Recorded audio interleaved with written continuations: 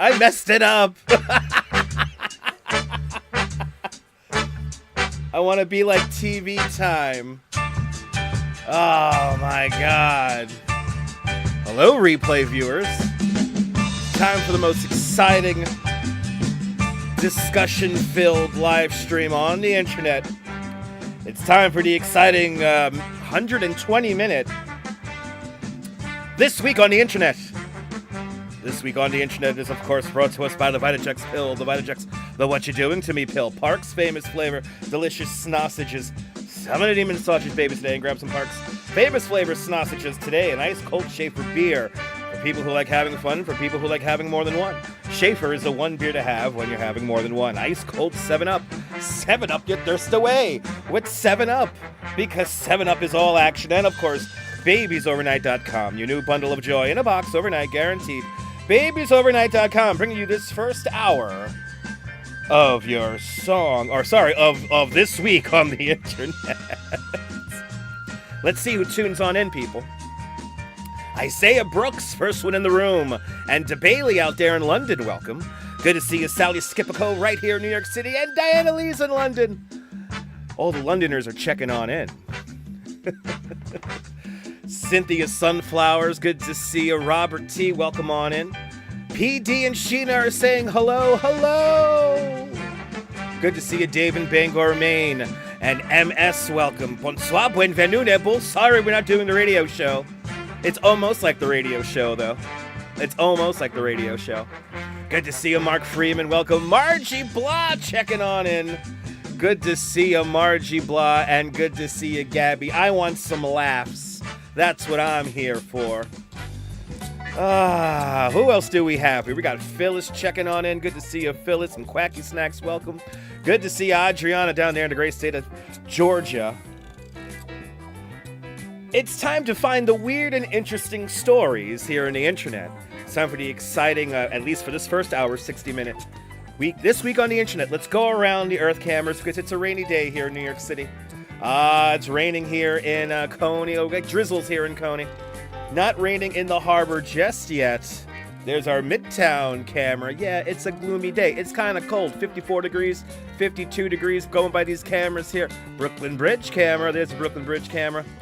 And our torch camera from the top of the Statue of Liberty out there. Yeah. And those things. We have also live traffic reports. We got some traffic all around town here. It looks like the belt's not doing that great. And of course, Jersey has traffic, as they always have. And guess what? We got live weather radar, too, for you. Winds coming in from the northeast there. Rain just getting into the city right now. 51 degrees over here at the home studios. Good to see everybody. Welcome. Good to see you, KK13 and LW. Welcome. Good to see you, Leela, down there in Georgia. And Lori Lou out there in New Jersey having some fireball. That's what I'm talking. Lori Lou, grab the fireball. Lori Lou, grab the fireball. We're going to have some fun this first hour of the show. Another cool rainy day here. Real feel 46 here at the studios.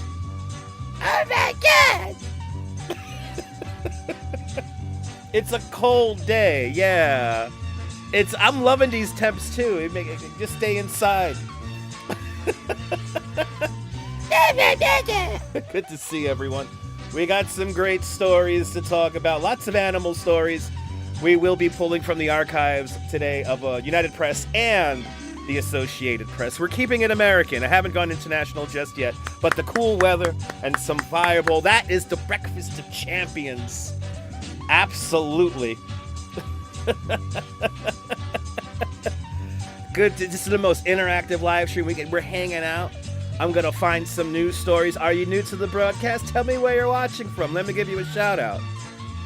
I got weather radar now, man. We got weather radar, people. Unbelievable. Look at that. Rain coming into Manhattan. And the rest of the city. It's raining here at the homestead. It's raining here at the studios. 51 degrees with a real feel of 46 as the rain rolls in. We got animal stories. We have some wedding stories. We're fancy schmancy here on the second episode of This Week on the Internet.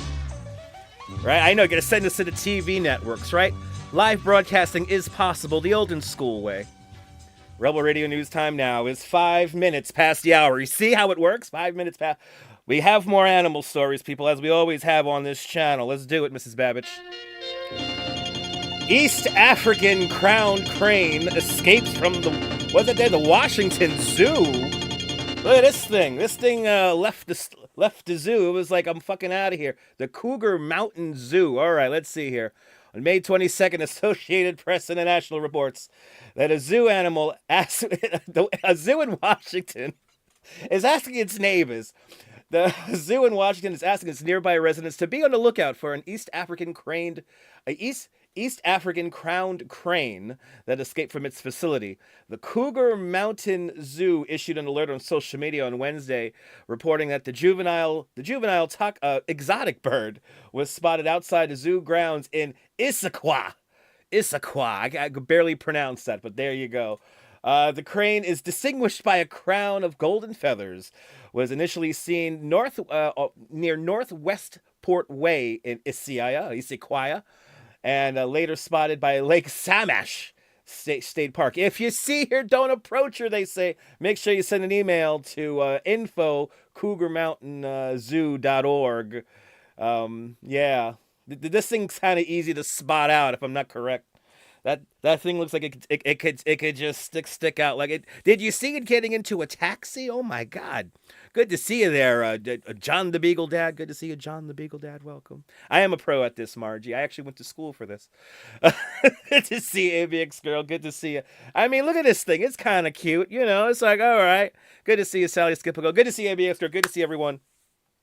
Yeah. So be on the lookout, kids, for this animal here. The crane is stunning. I have to agree, Diana Lee. It is a stunning animal.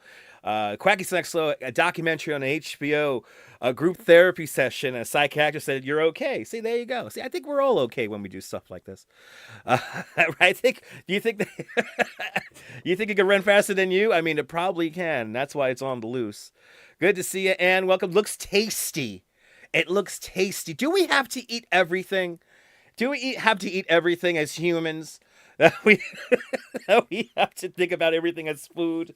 It looks pretty. I don't know if the meat's probably very gamey, people. The meat's probably very gamey, but who knows? Okay, now this is a funny one. We got another funny one coming off the reel here. A fictional fiction. A newspaper's summer book list recommends a non-existent book, and they're blaming AI for it. So they're like, the AI made this shit here. Look at this. The Chicago Associated Press reports that the recommended reading list contains some works of fiction. It also contains some works that were, in fact, actually fiction. The content distributor King Features said that it has fired a writer who used artificial intelligence to produce a story on summer reading suggestions that contained books that didn't even fucking exist. The list appeared in the Heat Index of Your Guide to the Best Summer, special edition distributed by Chicago's. It was distributed in last Sunday's Chicago Sun-Times and the Philadelphia Inquirer over the weekend. So read these books, kids. They don't exist. More than half of the books listed were fake, according to the piece's author, Marco Buccielga. Not even going to try to pronounce that one. And who admitted using AI to help his research, but he didn't double check his research there.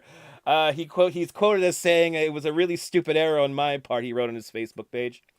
Yeah, so there you go, fucking AI in a book reading list. Good to see you there, Wolf. Welcome. Good to see you, Mr. Metalhead. Good to see you. The request lines are not open today, Jim. Unfortunately, we have to maintain copyright. But good to see you, William. Good to see everybody, people. We're reading the news here if you're just tuning in. Sarah C., good to see you. And yes, Peregrine Falcons do, Daniel. Absolutely. AI Penthouse. Okay, so now this brings us back to this whole story, right? It's like, is AI Penthouse Letters the first AI kind of thing? It's like something that completely made up. How much of that stuff did actually really happen? But how do you recommend books that don't exist? Aren't you supposed to go by, like, ratings? And did other people read the books? And anyway, that's the problem with AI. Nobody double checks. I could play some videos for you right now, guys. I could play some videos for you guys that where we they're completely like they're AI generated, like it's like clip art. It's like just clips of stuff and like generated images of like New York City, and they talk about the history, but they don't really talk about the history. It's just kind of like blasé, kind of blah, blah, blah, blah, blah, blah. Anyway, AI. I think we could all agree as a species that AI will absolutely kill us all. Anyway, yeah, alternative facts and alternative books, exactly. Strawberry, I think that's where this all started. The alternative facts people. Anyway, good to see you, Anne. Welcome. Good to see you. How did he get the job to begin with? That's right, Kim. Good to see you, Kim. How did he get the job to begin with, people? Come on. Oh my God, you got the best seat in the house. Yes, I do. Yes, I do. Yes, I do have the best seat in the house. But anyway, good to see everybody. Yeah, right. You can't stand it, right? It's ruining music, album covers. Remember when we used to just buy an album and stare at it for 5 hours? Oh my God, the simpler times, people. Oh my God, the simpler times. It's gonna destroy us all. The AI is gonna destroy us all, people. Good to see you, Colleen. Welcome. Anyway, guess what? It's 11 minutes past the hour. Let's check the traffic really quick. Do we still have miserable traffic jams all around? I don't know. But we're gonna check the map. Oh yeah, we still got traffic over here in Jersey over here. This is a lot of fun. And let's see if we got any updates on this here. We still got traffic not moving really that great. Yeah, no. They're all fucked out there. Actually, it's rush hour, right? We're coming up to rush hour. 11 minutes past the hour, 3 o'clock here. Yeah, traffic is building up. Don't drive in downtown Brooklyn, whatever you do. Don't drive in down. There's no need to drive in downtown Brooklyn right now. Anyway, unless you got kids coming out of school. Hey, the drizzles are coming in right now. So the drizzles are coming in. It's going to get heavier. It's fucking cold outside. 46 degrees Fahrenheit. Anyway, a quick traffic and weather check as I find another story. Yeah, you're saying it's all disaster. I mean, look at Interstate 80 for God's sake, Lori Lou. Good to see you, Michael, Senor Michael Franco, pa Puerto Rico. We used to read the album liners. Remember that shit? They would come with the. I used to get disappointed when albums didn't come with whatchamacallit, with the lyrics to the songs. It's like, how am I supposed to know what how am I supposed to know what I'm listening to? I want to read along. We used to stare at the album cover for 90 minutes. The kids have it too good nowadays, right? Yeah, it's, oh boy, bloody hell. Wolf, bloody hell, dude. That's a little rough out there, Wolf, I tell you. Wow, look at the viewers on this. Bloody hell. Did we finally stumble upon a thing? Anyway, we have another story here. More animals, people. More animals. Turtle found covered with more than 1.5 pounds of barnacles and algae. This is kind of sad. Marine rescuers in North Carolina said that they removed more than 1.5 pounds of barnacles and other organisms from a stranded sea turtle. The Cape Hatteras National Seashore said on their social media that the resource management team was responded to call about a stranded juvenile turtle, and they were brought the reptile to the Sea Turtle Assistance and Rehabilitation Center at the North Carolina Aquarium. And they quoted saying that the rehab they gave her and an exam began to clean her up. She was found with a heavy load of amphibia, including barnacles, algae, and other sea creatures. She's in safe hands at the aquarium, and the turtle is already looking much better. That is good news. Look at this polar. See, we got to keep the waters clean, people. Can we keep the waters clean? Oh, my Lord. Well, we're happy. I want to give a big shout out to everyone who works at all these various, what are they called? Aquariums. But hit the like button. Absolutely. Do you really like this nonsense? Hit the like button. But it's a cold, right? It's cold for May. It is freezing outside, but simpler times, people, when we used to stare at album covers. But let's keep the beaches clean while we listen to some of our favorite music on our various music devices. But why didn't that sailboat drop anchor? Oh, boy. Rush fan, good to see you. Because they didn't have the time. I mean, if you want to we could quickly talk about that. So if we got to go back to the whole boat going thing situation there. Good to see you, Rush fan. Didn't have time to drop the anchor. They did not have time to drop the anchor. They were in a celebratory thing. There's a couple of theories about a variable pitch propeller on the boat that the boat might have, and that might have been set incorrectly. Regardless, whatever happened last Saturday is a tragedy, and it is an accident. But there's a very good chance it could be operator error, as some of the theories I've saw online.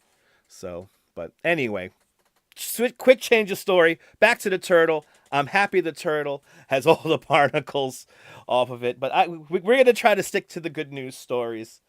But yeah, they didn't have time to drop the anchor, so that is what happened. But he was a mutant ninja turtle from the city, obviously. Exactly, Wolf. Exactly. Good to see you, Lynette Jackson. Welcome. Good to see you, K Pepper L. Exactly. Turtle rehab. Got to keep the turtles off the drugs, people. Barnacle does sound. Wasn't there a bar called the Barnacle? Oh, that was that John Candy movie. Anyway, I've caught up with the chat. Yes. Let's see here. Oh, we have another animal, as we always do. Lots of animal stories. North Carolina police eject an alligator from a pool deck because the alligator was partying too hard. Yeah, now your average pool guest is this little freaking guy right here. He's cute. Oh, shout out to the Sunset Beach Police Department for tackling this guy here. On May 21st, the United Press International reported that police in North Carolina responded to a resident's pool deck to eject an unwanted visitor, an alligator. The Sunset Beach Department said on social media that they called a pair of officers to remove a surprise visitor lounging on the pool deck. With a little patience and a lot of respect for those teeth, they safely relocated the alligator back to a proper hangout at the spot near the pond with no sunscreen or swim trunks involved. That is good, especially baby deer this time of year. They got to watch out for these alligators wandering around. But always remember, when you see an alligator, please don't touch, feed, or approach them. If they seem out of place in a potentially unsafe situation, give the police a call and they'll quickly assess the situation. Always remember that. But they got the alligator out. The alligator was partying a little bit too hard on somebody, right? It takes an ankle, right? Exactly. Strawberry. Exactly. Exactly, Audrey. Good to see you there. Good to see you, Audrey. Good to see everyone, people. Oh, my goodness. What a cute little movie. Anyway, it brings Spider to a whole new level, right? That's exactly. You got to live in Florida. You got to have animals and shit all over the place. Good to see you, Michelle. Welcome. You got to have animals and stuff all over the place. So, yeah. You live in Florida. You live in that kind. It's the alligator's ancestral home. Anyway, you saw 2 horseshoe crabs making more horseshoe crabs last week by my Mill Basin. We have a lot of horseshoe crabs here in southern Brooklyn. We have quite a few. So I got to show one. I think I have shown one of those before in the past, but let's see. Oh boy. Okay, we got video coming up here, people. Good to see you, Les No Set. Welcome. Another reason why you don't want to move to Florida, right?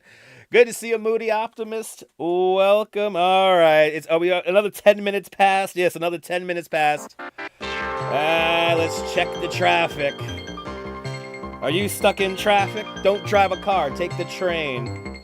That's what I say. Yeah, that's traffic jam still going on here in downtown Brooklyn. And it looks like we have a solid outbound flow here at the Holland Tunnel. Looks like Lincoln Tunnel's your real pain, going both directions and slowly, and Queens Midtown Tunnel. Everyone's going home. Everything outbound is right now slammed. So take your time and maybe take the train. Let's check on the weather radar as the rain comes in here in the city. So getting heavier? Yes, it is getting heavier. Wind coming out of the northeast at 12 miles an hour. 51 degrees here at the studios as the rain comes in here in the city. Yeah. It's a crappy day. That's why I'm not outside walking around. But right, those crabs. Yes, yes, those are the crabs that tell you. Yeah, exactly, Wolf. But time marches on, Jim. Absolutely. Yes, everyone's leaving for the weekend. Get out of town. The Fleet Week's happening. Get out of town. Good to see you, RJ, up there in Colorado. Hope everyone's having hopefully everyone is having a fantastic. What is it? Thursday. I do need a helicopter sound in the background. I do. Kim, I try to make that work, Kim. I'm not going to lie. What does my shirt say? It says Stay Frosty. I'm wearing my Frosty the Snowman shirt in honor of it being so cold outside today. So, yes, I'm wearing my Frosty the Snowman t-shirt, even though it's not Christmas. But look, we're doing pretty good here. 75 people watching, 65 likes. Let's get to 100 likes. It's snowing. Oh, ongoing snow there in Western Maine. Rush fan, good. We really got snow in Western Maine. That's crazy, people. Oh my goodness. You like this view? We got looking down. Let's go around the Earth cameras really quick on this drizzly, rainy ass day. But yeah, it's not fun outside. Needless to say, it's not fun outside today. But at least it's not like really rain. It was raining really heavy this morning. For the people who went on that Brooklyn Bridge tour this morning, why? No fireworks tonight, RJ. No fireworks tonight, unfortunately. Wait, were we supposed to have fireworks tonight? You're so cold. You've been preparing for Thanksgiving. Yeah, me too. It does feel like March outside. All right. Let's get back to the news. We have video here for our next story, people. But we're going up to Albany. New York Albany news anchor completes broadcast while in labor. We need healthcare in this country. Holy shit. So I guess she did the news.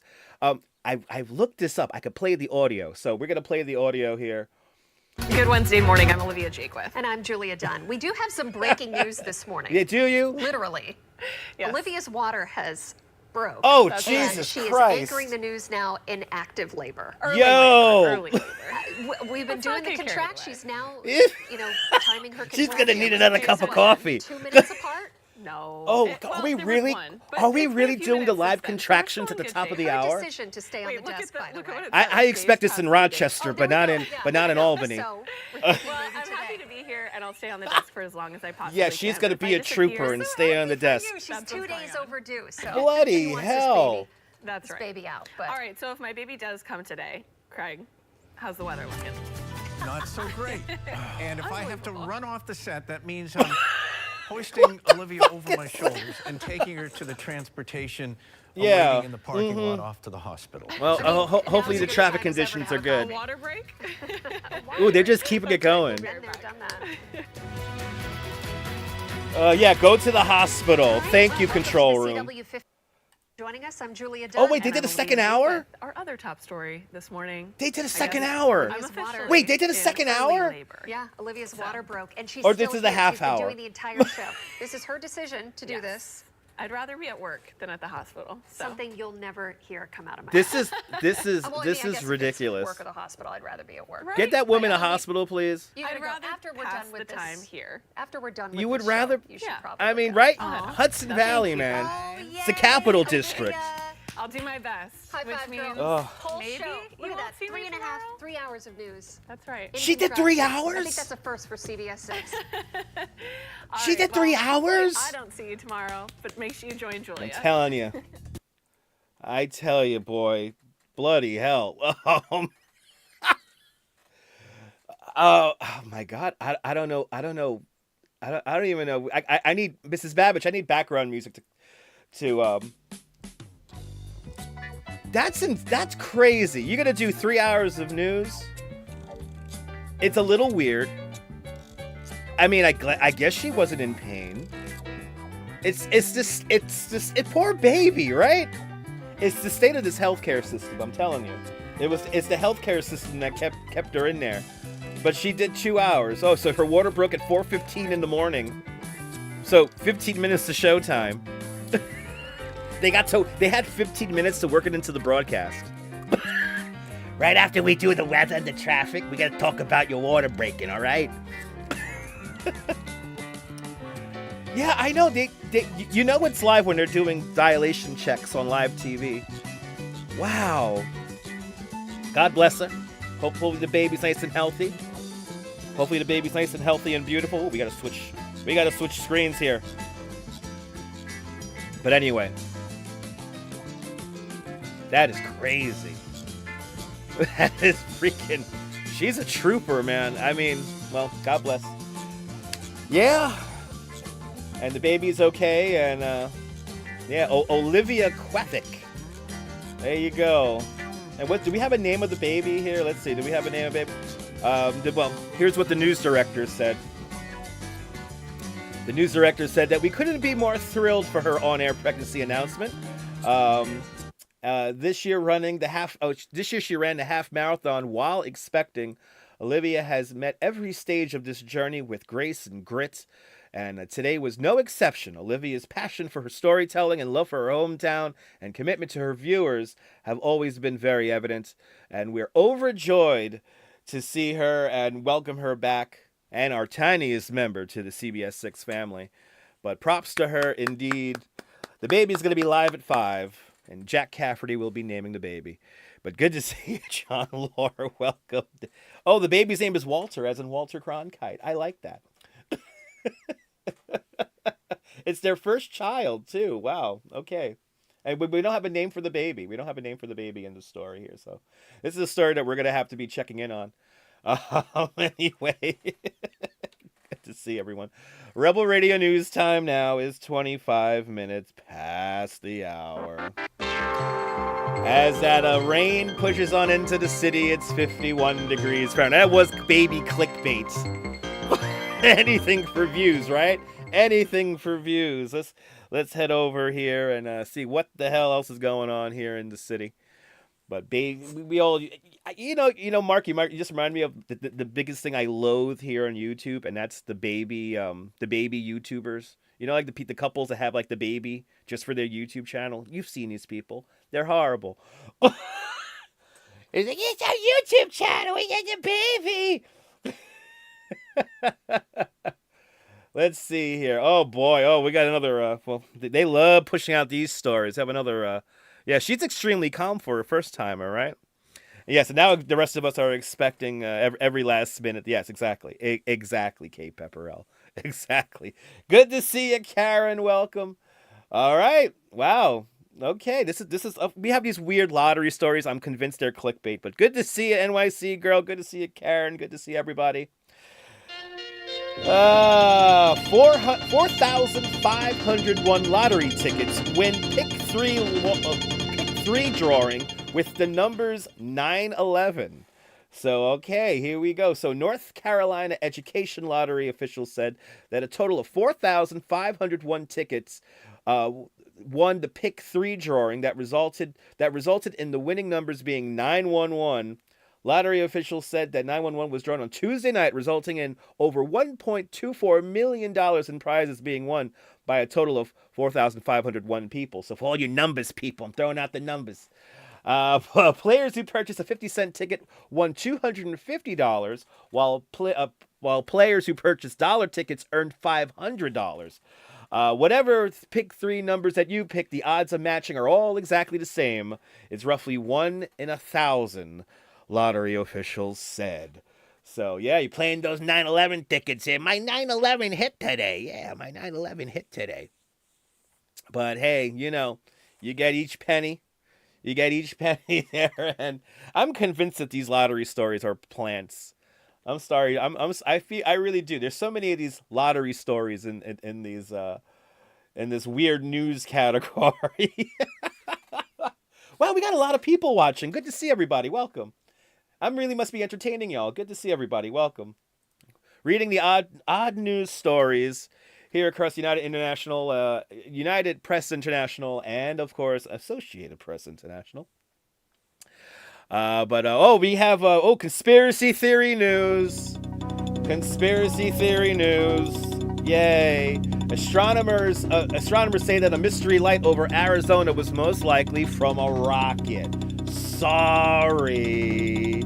Oh, we have footage of the mystery light here. What was it? What was it? Do we have a you gonna make me wait for this, computer? Are you really gonna make me wait for this? Look at the light! The light! The light! Good to see you, Kelly Spinks from North Carolina. Mega Millions went up to $5 a pop. I know, Rush fans, getting expensive out there. Lord New, good to see you. You like this format, Kate Pepperell? Yeah, it's kind of fun. I can't believe how many people are watching, so we might have stumbled onto something. But a mystery light, sorry guys, it was a rocket. What will Yolanda Vega do?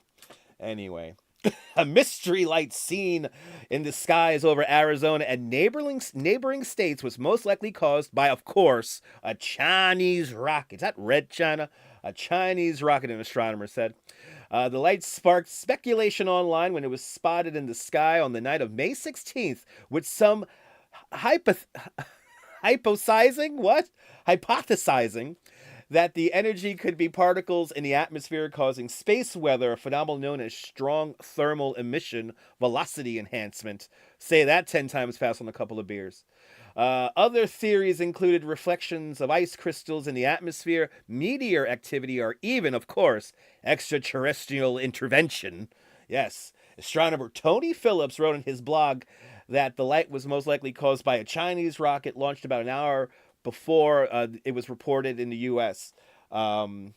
He said the beam of light may have been from the rocket falling out of orbit from the deployment of its satellites. The plume, he is quoted as saying that the plume is not an aurora and it was not a Steve. It was part of related to the Chinese rockets. So there you go. Lights in the sky because of the rockets. It's kind of cool. I wish I could run into that one day to see something cool like that on the live stream. Where in Arizona? They don't say where in Arizona. That is a good question. I don't know where in Arizona. They're saying Arizona and neighboring states in the article. So that could mean anything. that could mean anything. Ah, thank God for the mute button. But yes, it's a bird, it's a plane. Nah, it's a light bulb. Can the aliens just get here already? For goodness sake, we're gonna end up killing ourselves because of our own stupidity. I feel it in the air. I don't know. But I'm glad you guys are enjoying the format. Hey, we're already at 30 minutes past the hour. Let's really quick check out the weather forecast one more time here as the rain pushes on in. Yeah, it's raining here in the city right now. 51 degrees Fahrenheit with the wind coming out of the northeast at 12 miles. It's gusting to 15. Let's check that weather. Oh, we have an incident just reported here on our traffic map here. What do we have going on here? We have something outbound over here. An incident outbound here at the Holland Tunnels just reported a few minutes ago there. And it was last updated about 3 minutes ago now. So there we go. So don't take the Holland outbound, take the Lincoln. But the Lincoln is just as bad. As you see, you get a little teaser going in. You get some smooth traffic going in before you get into the tunnel. And yeah, take the fucking train, even though it may not be that reliable. Especially going to Jersey. I feel your pain. But them Chinese rockets, Chinese rocket, not very big. Chinese rocket going down the street there. You feel like the alien? I know the aliens would have a lot of fun. I think the aliens would be disappointed. Yeah, I agree, Strawberry. I agree. Right? Exactly. If you go and have a little fun, what more can you ask for, right? Bloody hell. Right? Chinese light bulb watch. Okay. Lights in the sky. Okay, now here, this is definitely an odd story, people. A man balances 96 spoons on his body to break a world record. Why did this not happen in Coney Island? I do not know. But he balanced all these freaking spoons on himself. It's only a minute-long clip here. But yes, okay, she puts the spoons on. Is he magnetic? And why isn't he in Coney Island doing this? He's contractually obligated if he does cool, weird stuff like this to do it in Coney. Wow, 96 spoons you're seeing. He must be magnetic. Did he swim in some kind of a radioactive pool? Where the water is fluorescent and what the fuck? I like how there's like his parents are just calmly staring at him too. It's like, you're just putting spoons on your body. You're just putting spoons on your body. And how do you stand there for that long? Wow. I wonder how fast this is sped up. Yeah, he's like Magneto, right? He's like Magneto. Now wait, the spoons fell off. What's the criteria here? We saw them build a house of cards that broke a record, and they had like the guy there. Anyway, he was caught spooning. Was he caught spooning? He loves spooning. Oh, an Iranian man balanced 96 spoons on his body to break a Guinness World Book record for the third time. Abu Zafal Sabir Moqtadi, 54 years old, originally set the record for the most balanced spoons on his body at 85 back in 2001. And he broke his own record with 88 spoons in 2023. Mukadi has now broken the record a third time with a total of 96 spoons. The three-time record breaker says that he's been sticking objects to his skin since he was a child. He's quoted as saying that, but after a couple of years of practice and effort, I was able to strengthen my talent and develop where it is now. Anything I meant it. Any object that has a surface I can stick to my body, such as plastic, glass, fruits, stone, wood, and even a full-grown human. What? He is. Is it now? Yeah. What do you guys think? Do you guys think this is fake? Is this fake? Or like, oh, do you enjoy the Grand Theft Auto font? Me too. Is it glue? Is it like, is he in just filthy water? Is it just dirt? Is he just like really like, when you get really dirty, you get sticky? It's like, is he just dirty all the time? Does he sweat a lot? It could be sweat. Yeah, Spoon Man. This is the new Spoon Man. Who knew Spoon Man came from Iran? Iran. Anyway, after seeing the Spoon Man, you feel like you wasted your life, right? Just got to be filthy. Mark, that's all you gotta do. Just be really dirty, and then stuff will stick to your skin. He's just naturally sticky. he's just naturally sticky. Yeah, that's how it goes. Anyway, I mean, don't they supposed to have the guy there to verify it too? Is this really a talent? It's the effects of, yes, exactly. It's the side effects of heavy metal in the water, K. Pepperell. That's exactly what it is. Good to see you, Autumn Alluring. Welcome. Good to see everyone. Welcome to the show, everyone. This week on the internet, where we find all these wacky stories. Here on the internet. Yeah, you know how it goes. And the rain's coming down here in New York City. That's why I'm not outside. It's 51 degrees Fahrenheit with the wind coming out of the northeast at 12 miles an hour. It's gusting up to 15. And let's quickly check the... do we still have some... These traffic issues are just getting so obscene.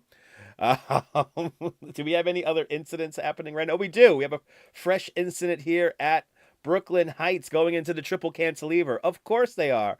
About 15 minutes ago, actually, reported there. Lane closure there. So one of the center of the 3 lanes is closed. But that's where it goes down to 2 lanes. So that's what's always pain in the ass. Take the train. Do me a favor and just take the train.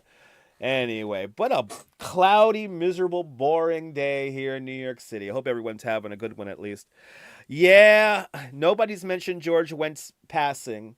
Yeah, let me bring that up right now because they did something really cool for George. They did something really, really nice for him at the bar there. But yeah, he passed away yesterday. Really sad. George Wentz. Let's see. Where's the picture? There's a picture of the bar. There it is. I just had it. Just had it. There it is.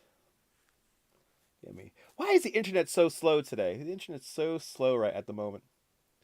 It's like the internet's working. It's like doing something today. But anyway, they set up. Come on, Mrs. Babbage. We could do this. Come on, Mrs. Babbage. We could do this. You know, Facebook is a real pain sometimes. Anyway, they set up a drink for him at the bar yesterday at the Cheers bar. They had one last an empty bar stool, a mug of beer, and a candle for George went out there. Yeah, but he lived a great life. And the quote says that that's the story, Norm. Boy meets beer, boy drinks beer, boy meets another beer. Norm. But there he is. Yeah, it's pretty sad. It is what it is.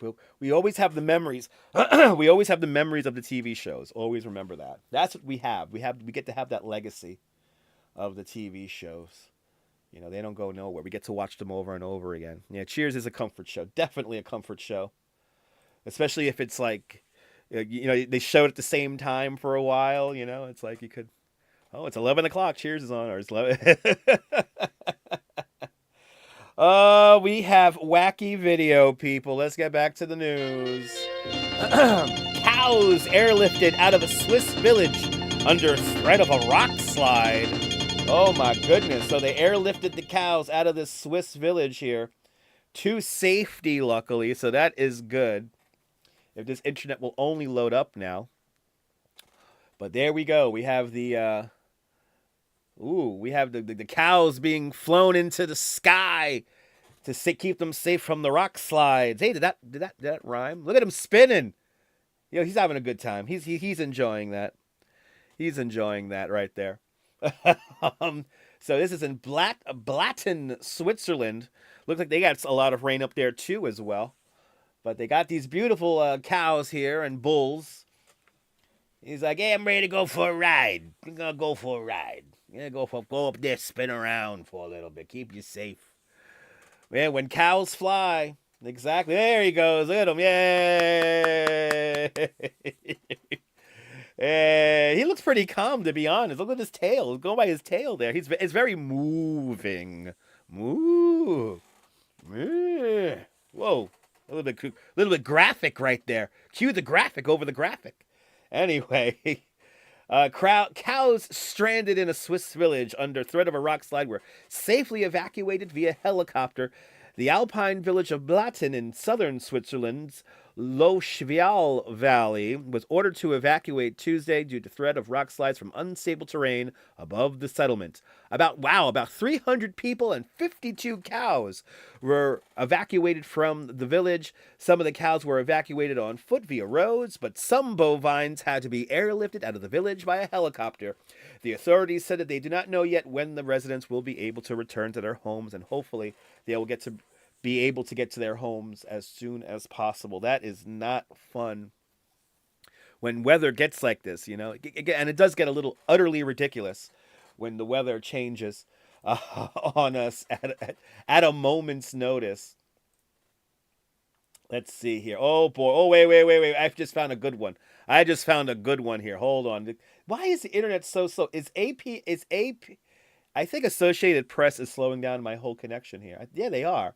Okay. Anyway, I know we care more for cows than humans. To be honest, Salam, here's the deal. Most humans, unfortunately, are really selfish. People fucking suck. We can't have nice things anymore, Salam, unfortunately. And unfortunately, we do find most people have more empathy towards animals than actual people. And, you know, I love everybody. Even if you hate me, I love you. But unfortunately, I get along with dogs and cats a lot better than most humans that I meet in this city. So, but that's why it's always important to cherish the people who do treat you good, so you could all uplift each other, you know, together as a community. That's why I'm doing this live stream in a weird way. You know what I mean? It's a way just to kind of blow some steam, have some fun, have a little conversation. But yeah, you know. But I'm happy that the cows and the people got out of the town safely. But yeah, you know. But good to see you, Salam. Good to see you. Good to see everybody. Let's really quick. Why not? It's coming up to 15 minutes past the hour, 45 minutes past the hour. We still have this traffic issue over here by the BQE here at Atlantic Avenue. Let's scan the map here really quick, see if there's anything else going on here. Oh, yeah, of course. Just in time for the rush home. We got some issues happening, a bunch of issues happening up here at the George Washington Bridge, but it seems to be moving, so that's good. And, of course, the Cross Bronx Expressway. No need to drive it, just skip it and take the train. We got the weather coming in here, 51 degrees here at the studios, and as the rain builds in here in New York City, looks like we got a little bit of clearing in for a little bit of the break of the rain out there on Long Island and Connecticut near New Haven, Bridgeport. Little drizzles up there in Stamford, Connecticut for all the people taping the talk shows up there. Anyway. Yes, but good to see everyone, people. Lornu says that your problem with humans is that when you met humans, that most humans suck. Exactly, Lornu. Exactly. But anyway, animals are awesome. Most people, I'm going to be honest, for every asshole I meet here on the internet, there's 1,000 good people. So, good people do still exist, but I honestly don't know if that applies to the next story. A man tries to sell a toilet for $6.4 million, and it's stolen from his country house, and he's spared jail. So let me read the story again because I read it completely backwards. A man who tried to sell a $4.6 million gold toilet stolen from an English country house is spared jail. Okay, so this guy stole the toilet. It was already out in the field there. Good to see you, Ibrahim. Good to see you, Ibrahim. Welcome. So here's a picture from 2016 of this stupid gold toilet. And you see here, Associated Press is reporting out in London that a man tried to help a burglar cash in from a theft of a golden toilet valued at $6.4 million. That's 4.74 million British pounds, by the way, because the British pound is strong. He was spared jail on Monday after a British judge said that he had been taken advantage of by the thieves. I don't believe this. Frederick Doe, 37, known as Frederick Steins, was given a suspended sentence at the Oxford Crown Court for his role in helping to sell the 18-karat gold fully functioning toilet, which was taken back in 2019 from the Bellingham Palace, the country mansion where British wartime leader Winston Churchill was born. What? That's random. It is for those responsible of this audacious theft. 5 individuals could be seen on closed-circuit television, clearly intent on disposing of their rotten ill gains quickly. That's what Judge Ian Pringle told Doe. You foolishly assisted. The toilet was a part of a satirical art installation titled America, of course. America by Italian conceptual artist Maruzzo Cattiglione. I think we saw some of his art one time on a live stream. I think he had the bathroom one. Who remembers the bathroom one that we saw? I think that's the same artist. Anyway, yeah, for yes, exactly. His work is the stupid duct tape banana. He put the duct tape on he duct taped a banana to a wall. And he sold that last year for $6.2 million at an auction here in the city. Of course he did. The toilet weighed over 215 pounds, and the value of gold at the time was 2.8 million British pounds, and it was insured for 4.74 million British pounds. The piece that poked fun at the excessive wealth that had previously been on display at the Guggenheim Museum in New York, which had offered the work to President Donald Trump during his first term in the White House, after he asked to borrow a Van Gogh painting. Wait, what? Okay, so Trump says, "Can I borrow that Van Gogh?" And then the Guggenheim's like, "No, but you can have this gold toilet." America, people, America. The theft of the toilet, which has never been recovered and believed to have been cut up and sold, caused considerable damage to the 18th century property UNESCO World Heritage Site filled with a value It caused considerable damage to this really expensive and nice mansion from the 18th century. And that mansion is a part of the UNESCO World Heritage Site. It was filled with valuable art and furniture that draws thousands of visitors every year. Of the group who smashed the window to get into the palace before dawn on September 14th, 2019, only 2 have been charged and convicted. James Sheen, 40 years old, previously pleaded guilty to burglary, conspiracy, and transferring of criminal property. Michael Jones, 39, was convicted of burglary, and at trial where Doe was convicted, Sheen and Jones will be sentenced on June 13th. Yeah. So it goes on and on here. Yeah, they were paying hours work, blah, blah, blah. Yeah. Don't steal. Don't steal gold toilets, people. It's not good. Right? How does one going around fencing that off, right? I mean, Caesar's palace, that's where he is so rich. Needs a golden bidet, exactly. We do need a golden bidet, right? Anyway, you need to do your business in a gold toilet bigly. Exactly. Who would pass up the chance of stealing a gold toilet, right? The Van Gogh is way more than the toilet. It is more valuable than the toilet. But bloody hell, man. Bloody hell. Hey, you know? But people were caught. He was spared a sentence. He was spared jail because, let's all forgive him. And he was bamboozled. Anything for this Van Gogh is half the price. Yeah, it's true. Good to see you, John C. Well, if you're just joining us, why not? Tell me where you're watching from. Let me give you a shout out. Let's get some background music. Let's catch up with the chat here. But good to have you not said hello yet? Tell me where you're watching from. Let me give you a shout out. I kind of can't believe how many people we have watching today. I guess this might be a quiet hit, this show.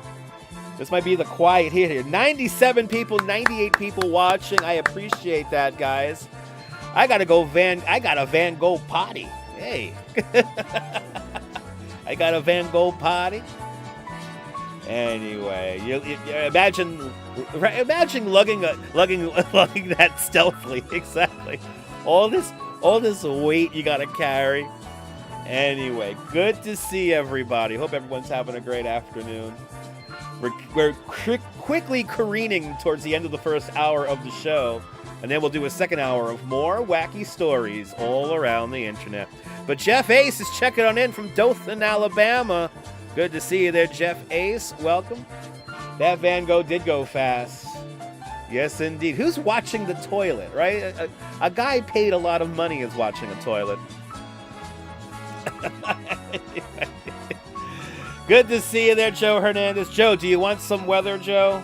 I could give you weather, Joe, because we're roughly doing it every 10 minutes. Let's check the weather radar really quick here. Yeah, it's coming in, people.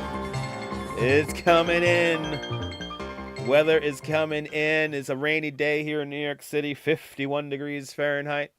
Visibility just 9 miles an hour. It's a foggy kind of day as well here. But yeah, they do need a security guard for a toilet. I mean, this is the kind of society that we're living in, that we get society with the toilet, professional toilet watchers. Anyway, traffic, a lot of traffic here on the west side. Looks like a lot of traffic going. Oh, everyone's getting to Midtown, so we got traffic going northbound, traffic going southbound here. And of course, Lincoln Tunnel's always fucked, as it always is. Take the train, even though it may not be that reliable. Bunch of little slowdowns here, of course, over on the, what's that there, Jersey Turnpike there. Bunch of incidents reported over here. So, yeah, and a bunch of more incidents reported over here by the Newark Port. The Port Newark Container Terminal. Yeah, no need. Take the train if you can. Take the train if you can. But good to that's right, Wolf. That's right. Golden portal potties are the wave of the future, people. But good to see you, Liz. Aloha. Welcome. It's been hot in Orlando today. Cloudy today. Well, at least it's cloudy, but I heard it's been very hot in Florida, which is not fun. It is not fun being in Florida when it's 100 degrees. But anyway. More animal stories, as we always like to have. Colorado kangaroo escapes for a second time because nobody can keep him down. A Colorado kangaroo has escaped one more time here. A kangaroo made headlines last year when he escaped and went for a hop around town in a Colorado town there and made a repeat appearance and was wrangled by police once again. Durango police said on their social media that Irwin, the kangaroo, escaped from his owner's home on Monday just a few months after going viral for a previous escape back in October of 2024. Naturally, our officers responded to the call again and safely wrangled him again and made sure that he was in good hands again. Because public safety, even with paws in a pouch, is still a public safety, the police wrote. He earned the title of Durango's most unexpected repeat offender. This little roo. And now let's see the video. Oh, yeah. They're capturing him here. They got to get him in. There you go, kid. There you go. Hey. He just wants to go hang out. He just wants to go hang out. That's all. Yeah, he had enough of that dog chow. He wanted some real food. What can I do, Garrison? Well, he's safe once again. And that's a beautiful thing. Durango P143. He's safe once again. We Okay. have the kangaroo detained. Rue detained. Rue detained. Oh. Hey, open your door. Negative. Yeah, open your door. Open the door. We're gonna bring. We're gonna bring this. You just need our resident cowboy, dude. I knew it. The fuzz was caught by the fuzz. Oh. Here, buddy. Fuck you, I don't want to go in there. Right. Yeah. No? Bad Rue. What you gotta do? What you gotta do when they come for you? I just grabbed him. Yay. Well, he's safe and sound once again. But boy, he's a repeat offender. He nothing could keep him down. Bloody hell. And Wolfgang Avos with a $10 super chat. Wolf, thank you so much for the very generous $10 super chat. Thank you so much for joining today's $10 club. Much, much, much appreciated. With a big $10 super chat. You are more than welcome for the comment relief. I will enjoy my long weekend. Wolf, thank you so much for your support. It's much appreciated. I'm glad I'm bringing a smile and a laugh to you. That is my job here on the internet. I think we might have stumbled on something here because a lot of people, thanks for watching, everybody. And again, Wolf, thank you so much for your support. Much appreciated. Thanks for sponsoring today's Wacky Day in News. Let's see. Let's try to find another ridiculous story here. Okay, this is, we got a feel good. So how much of that for bail? I don't know. It's the Great Kangaroo Rebellion of 2025. They can't they can't keep them down. They can't keep them down, people. They can't keep the kangaroos down. You want to do some weather, John? John put weather in the chat, so might as well. Let's do some weather really quick. Rain coming into the city here, 51 degrees. Yeah, it's starting to get a little bit heavier here. Let's check the traffic here really quick. Yeah, we still got outbound here at the tunnels right now. Not the best. Over here by Journal Square here. This just popped up. Let's see what we got going on here. About 5 minutes ago here, got a little bit of an incident here. So people driving stupid over there. So watch out for that. But all in all, traffic is a mess, as it is always. It looks like we got more progressive stuff going on here along the belt as well, too. So skip the Belt Parkway. Maybe take streets. Or best yet, take the train. Anyway, we're coming up. That's it. Just like that. We just did an hour of the show, people. I think we could squeeze one more story in. And then we'll go to the next hour. Young boy in Poland finds a message in a bottle from 1959. What? Let's see. Message in a bottle. Yes, a pair of 10-year-old boys was walking near a beach in Poland and found a message in a bottle that turned out to be a handwritten love letter from 1959. The young boys, named Eric and Kuba, said that they found the bottle with a note inside while hiking along the World War II fortifications near Stoji Beach in Gdańsk. The faded handwritten note inside was written in 1959 by a girlfriend identified only as Raisa. She addressed the letter to Bunny and spoke of feeling lonely at the school in Tarnow, and thinking fondly of her memories of the intended recipients. I assure you, I am quiet and modest, she said. I do not make friends with anyone. I simply avoid men. My dear, I am a terrible egoist. I only write this about myself, but I only think about you. I see you at every moment. That's what I think about my wife, every single moment. That's so romantic.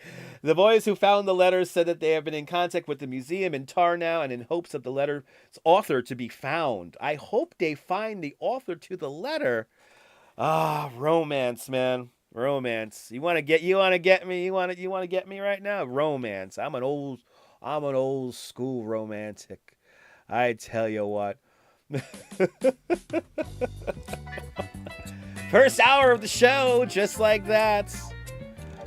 First hour of the show, just like that. Kind of crazy. More stories to come in the second hour of the show. But you have survived another hour here. Let's go around the Earth cameras. It's a rainy day here in New York. Sting sent the message in the bottle, right? Back in 1950. He lived a second life. Ooh, it's a gray, miserable day here in New York. My goodness. As the Earth Cam tries to get the commercials on me, I got another screen to go to now. Yeah, coming up to 4 o'clock here in New York.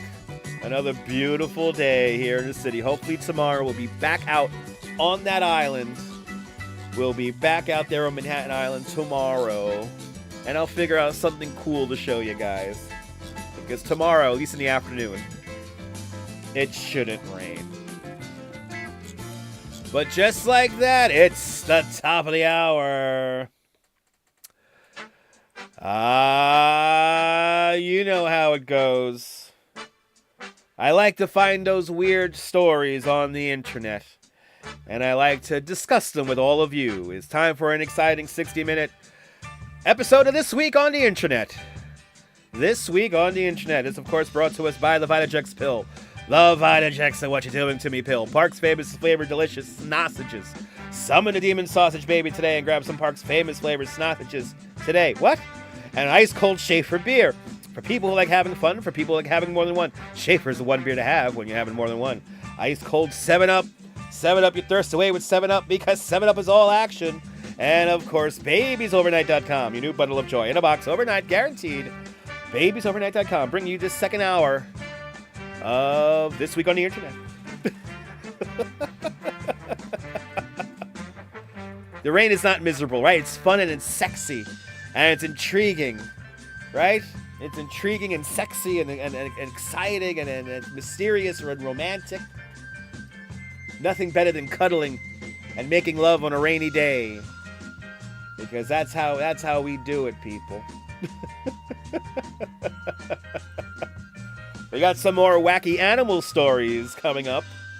As I scan the pages here, we'll be pulling the news from United Press International and Associated Press. So 2 sources, lots of wacky stories, and a whole second hour of the show just like that.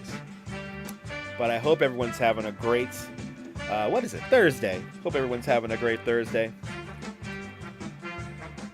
It's a dreary, relaxing Thursday for me. Oh, let's do it, Mrs. Babbage.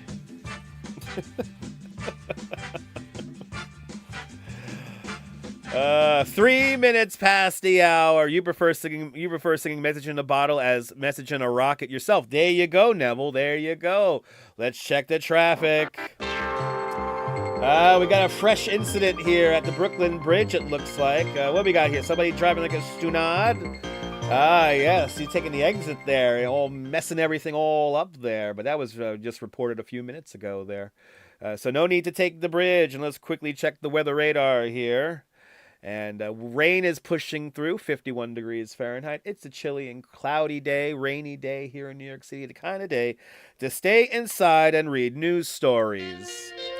A snake pokes out from under a hood of a Missouri woman's car.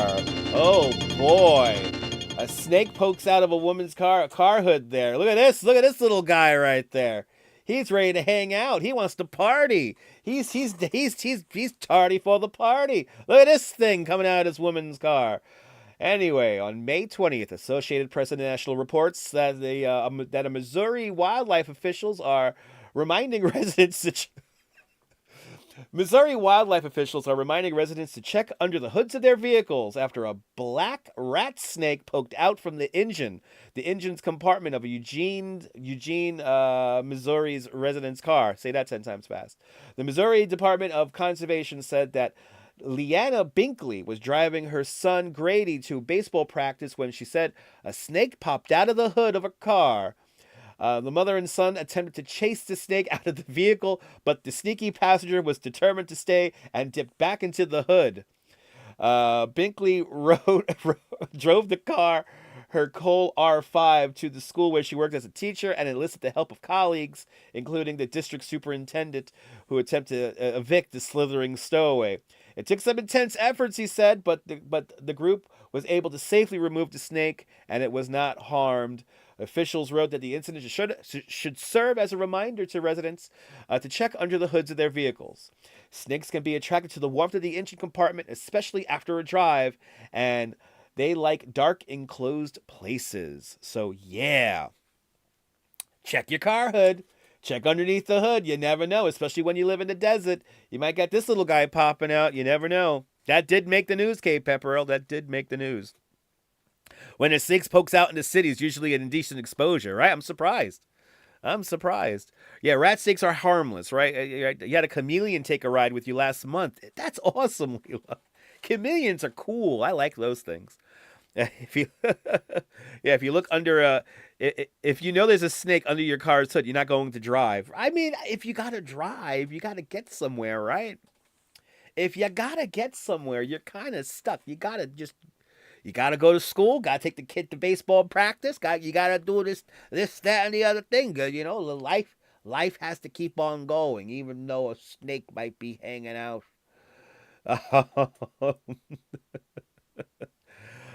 We have more. No snakes were harmed in the writing of this article. Yes, always remember that, people. The snakes stay nice and healthy and safe, and we love snakes. We love all animals, right, people? We love all animals, especially two capybras escaped from a private zoo in Poland. Are they allowed to have these animals? These two guys here, capybaras. They're like guinea pigs or something like that, right? A pair of capybaras escaped from a private zoo in Poland and were rounded up by police with help from local residents. The municipal police in Gdansk said on social media that the officers responded just before 8 p.m. Monday to the local ecology department and received a report of two capraras, can't even pronounce that, on the loose from a small private zoo. The police and ecology officers responded to the scene to find local residents pursuing the escaped animals, which are native to South America. So they were a long fucking way away from home. They were hiding in dense undergrowth and apparently had a great time in the wild, as they would have. Who wants to be all up in a house somewhere? I think we could all agree that today's news stories remind us that the animals will always remain free. They will always push themselves out there and get themselves out there. And the capitalists wrote the message in the bottle that the kids found. Exactly. They time traveled, right? No sports outside today for sure. No, there ain't no sports outside today. The snakes are going to hang out underneath the car hood. Hanging out with the caparas, maybe. Who knows, right? They're little happy little guys there. Let them run free out there in Poland. But it was a private zoo. But at least the animals were returned safe and sound. That's all that matters. Am I right, people? That's all that matters. Let's see here. Let's get back to snakes. Why not? Let's get back to snakes, people.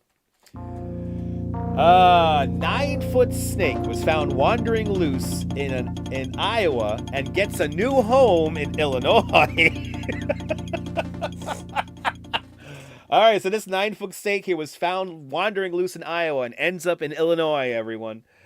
The 9-foot reticulated python was found wandering loose in an Iowa's resident's front yard and now has a new home in Illinois. Cedar Rapids Animal Care and Control said the python, dubbed Sir Hissalot, great fucking name, Sir Hissalot, was found by rescuers in a resident's front yard on the morning of May 12th.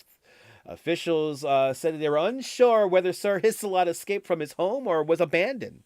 We cannot confirm and are not sure if the python was abandoned, as it's entirely possible that it may have escaped from a home, from some type of home enclosure. But there is potentially some suspicion that it was abandoned, because in their experience, it's rather a common thing for people to do when they no longer care for them. They just dispose of them. That said, Animal Care Ray Smith told the Gazette newspaper.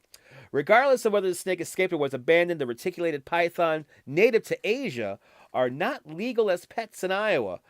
So Cedar Animal Care and Control announced that Sir Hissalot is now on his way to a new home in Illinois, where snakes are legal to keep as pets. So somebody got themselves a 9-foot python. Oh, there's the new forever home right there. Oh, that's the great news there, right? All right, born free as the wind blows, right? You had no electricity in Zurich, for real? There was a power outage in Zurich?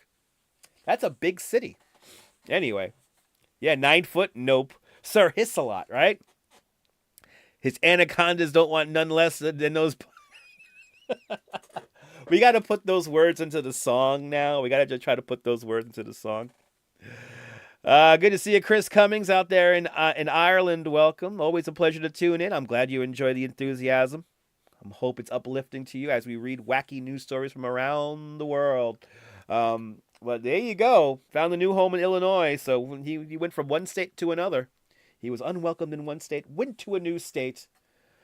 But is there really a power outage in Zurich? Don't make me look it up now. This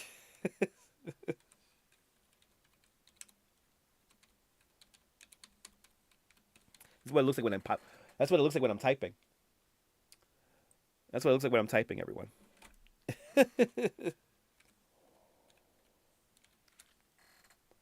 Let's see here. Oh, yeah, we got breaking news here. Oh, let me bring this up here. Oh, my God, major power outage after work traffic there. Oh, boy. We got international news here happening. And yeah, accept all. Yeah, accept all. The major power outage, this is 3 hours ago, everyone. A major power outage in Zurich after work traffic paralyzes traffic after work traffic in Zurich. A power failure at the Bellevue and Zadenhof stations in Zurich caused chaos during the evening rush home. Traffic lights, stores, streetcars, and the Florbahn were affected. The problem has now been resolved. So there you go. Chaos in the evening traffic in Statenhofen on Thursday evening. Street lights and traffic lights did not work, and the streetcars did not run. Many commuters were waiting at stops, asking, "What the fuck's going on?" The reason was a problem with a transformer at the station of the Litzamakwas. Can't pronounce that. At 7:20 p.m. The EWZ announced that the problem had been found and was being fixed. The power outage was expected to last another hour or so, but then shortly after 8:10, news that the power came back on. It came on, according to the EWA. The power outage was caused by some sort short circuit at a transformer station. So there you go. Hopefully, they got their power back in Zurich. But there you go. There was a power outage in Zurich today. Breaking news right there, kind of, right? Well, at least it's not scary, sad news, right? We don't want scary, sad news. That's what we try to avoid. But let's check the traffic. What the hell's going on the roads? Look at this. We still got traffic coming here. Oh, we still got that issue over here. And let's see how the Belt Parkway's doing. Yeah, Belt Parkway's slowing down lovely, as it always does. It's a beautiful thing. Look at that traffic straight on the belt all the way. You got traffic going all the way out from Flatbush Avenue here. And of course, if you're going to hop on the plane, getting into getting into Kennedy seems to be a pain in the ass at the moment. And as well as LaGuardia, right? Yeah, LaGuardia is also slammed getting in there. We also have a traffic incident right here by Flushing Meadows, Corona Park. And when did that happen? That happened, about 20 minutes ago there. So, yeah, we got some incidents out on the highways, and hopefully no cows have to be affected. Let's check the weather radar really quick. 51 degrees here. And the rain's coming down here. Rain's coming down. It's a really drizzly, rainy day here in the city. And there you go. You got the water on the lens, people. Good to see everyone. We have more animal stories because you guys love animal stories. Donkey escapes after Texas lake rescue and heads to the highway. So this donkey here got on the loose here and made its way down to the highway here. Here is the suspect right here. Authorities in Texas said that a donkey was rescued from a lake, but managed to escape from animal control officers and make its way to the highway.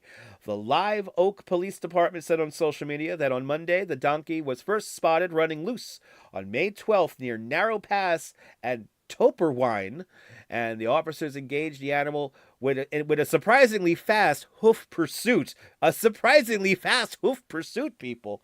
He was going. The donkey managed to lose its pursuers in the area of Interstate 35 and O'Connor due to the animal being impressively stealthy for an animal wearing no shoes. So the animal was wearing no shoes. It was incredibly stealthy, people. The Live Oak Animal Control responded a short time later to respond to the fugitive donkey swimming in a lake at the Main City Park. Universal City Animal Control helped the Live Oak responders fish the donkey out of the water and tie it up with a clamp. They're quoted as saying he escaped again, and clamp and all. Oh, we got video. Oh, let's see here. Let's see this cute little guy. He's just having a good day, people. Good to see you, William, out there in Brooklyn. Welcome. There he is. Yay. He wanted to go for a swim. He was stealthy. Yo, they said he was stealthy with no shoes on. He was stealthy with no shoes on, people. He was stealthy with no shoes on. He knows how to go, right? Don't you love the joviality? Absolutely. Good to see you there, LW. Welcome. I'm glad you're enjoying our little news broadcast here. But yes, so the donkey was I guess recovered safely. That's a Facebook post. We're not even gonna bother with Facebook there. That's a weird website there, right? A shoeless ass-capy. A shoeless ass-capades. It's the ass-capades, people. It's the ass-capades. Oh, finally, we have a story now involving humans. Finally, I was wondering about this. 3,076 Smurfs come together to break a world record in France. Naboul, you hear this? 3,076 Smurfs come together to break the world record in France, people. Look at this nonsense. Look at this shit. Let's not open up too many pages here, people. A small town in France succeeded to get its third Guinness World Book record. Let me read that again. A small town in France succeeded in its third Guinness World Book record attempt by hosting a gathering of 3,076 people dressed as Smurfs. The town of Le Digne in France's Brittany region had attempted the world record for the most people dressed as Smurfs twice before, but fell short of the record with only 2,762 people. And that was set. That record was set in Germany back in 2019, so they fell just short of that. The town made its third attempt Sunday, backing with official backing from Paramount Pictures. Okay. Oh, so it was a sanctioned IP use. On July 18th. Oh, so it's going to release the film on July 18th. The Smurfs were created by Belgian cartoonist Pierre Clouffiard, a.k.a. Peo, in 1958. And they are called Strumpf. I can't pronounce that, people. I can't pronounce that. But all right, let's go to the videotape here now. Let's go to the videotape here. Let's see this nonsense. Doesn't it sound like a nightmare? Bloody hell. All these people hanging out. All these people hanging. Oh, do I gotta really do like this? Oh yeah. They really want me to do a double click here. All right, here we go. Oh yeah, they all went in there. Now get your stuff, people. We're all painted blue. Yeah, look at this nibble. This is how they do it, man. Now, they eat blue baguettes or something like that. Hey, they're having a good time. It looks like they're having a fantastic time, man. Wow. Just partying. Now, I even had an inflatable one. Look at that. That was a very French inflatable one. Look at that. Les Smurfs. Les oui. La la la la la la la la la la la. La la la la la la la la la la la. There you go, people. This largest Smurfs gathering. But good to see you, William, out here in Brooklyn. Welcome. Good to see everyone, people, pulling nonsensical stories from United Press International and American and Associated Press, people. Let's quickly check what is going on with the freaking traffic. Let's see what's cooking here. Oh, we still got some incident. Oh, we got another incident over here. We got another incident coming on here, the west side here. Yeah, it's a pain in the ass to get around. It's a rainy day, so traffic is usually not the best right now on the rush home. So just take your time, people. Take your time. 51 degrees over here at the studio right now as the rain pushes in to the city. It looks like the radar is barely even progressing here. 4:20, man. It's 4:20. It is 4:20 past the hour. But let's see. What else do we have here on Wacky News Stories here? But yeah, you got the same hats too. Yeah, I think that's whole part of it. Blue. You remember that song, Ethan? Mommy, mommy, mama, mommy, Strumpf. It's like mushroom, right? And don't they live in mushrooms, right? Don't the Smurfs live in mushrooms? Anyway. More wacky stories. Oh, do we? What? Oh boy, here we go. Humans helping animals, people. This is humans helping animals. A wildlife center worker dons a bear suit to feed a baby Brune. So if you can't feed them, join them to feed them. So let's see here. A worker at a California wildlife center donned bear costumes to feed and care for a 2-month-old black bear cub.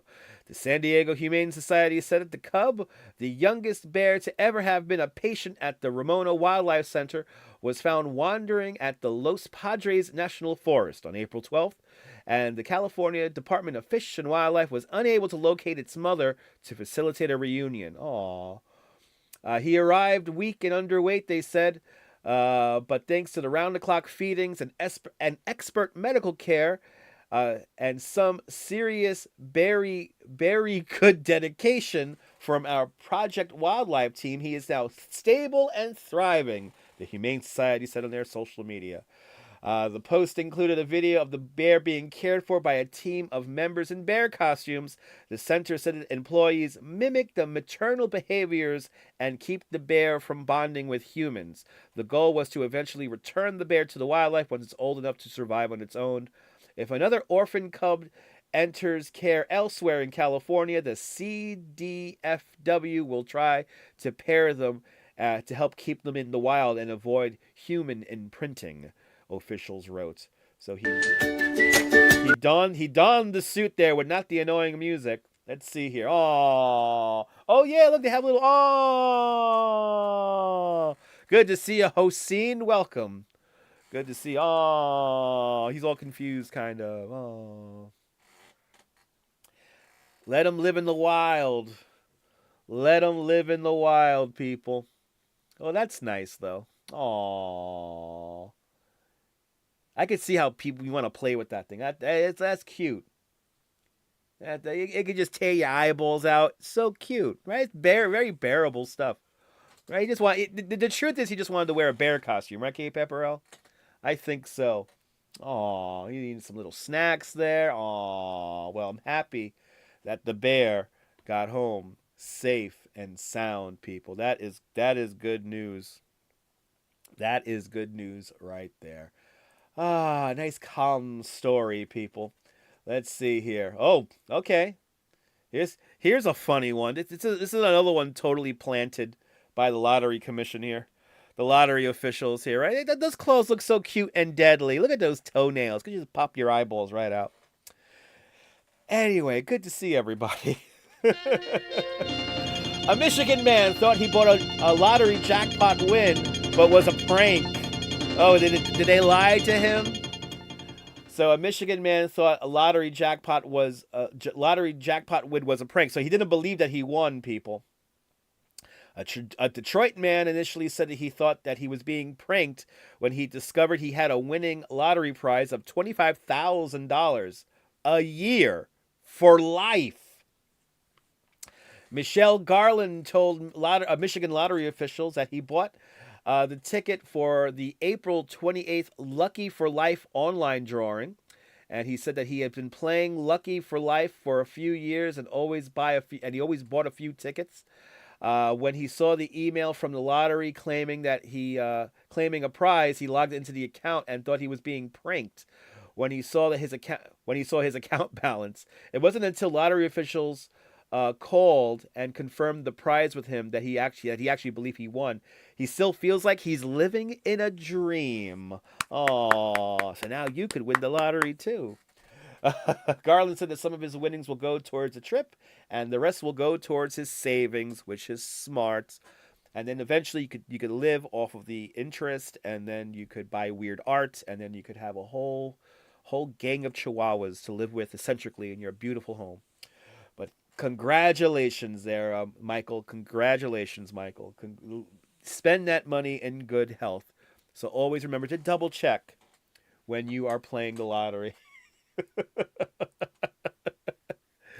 Maybe he could buy a bear with that money, right? Who knows?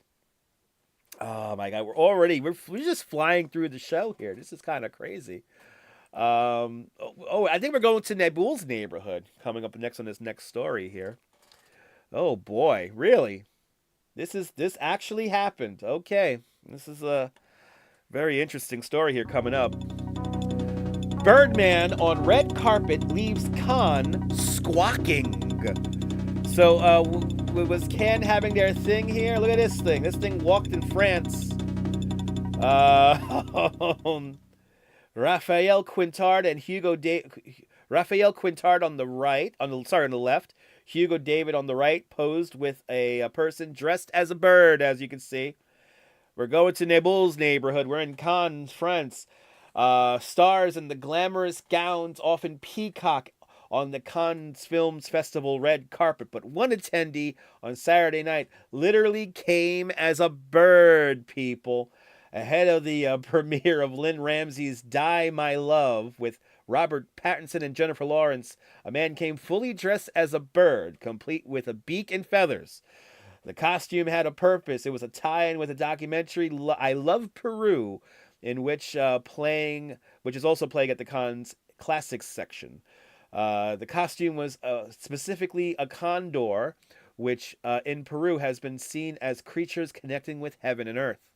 The Cannes Film Festival recently banned nudity and excessively voluminous gowns, but has no policy against condors. So there you go, Nebul's excited neighborhood there. People dressing up as condors from Peru. That was a fun Saturday night. But Jim, I'm glad you're enjoying the background there to your cooking your baked ziti. And might as well, we're coming up to the bottom of the hour already. But there you go. Animals, people dressed as animals. Let's quickly check the weather radar and see what the hell's going on. Is it raining outside? It is raining outside, at least out my window.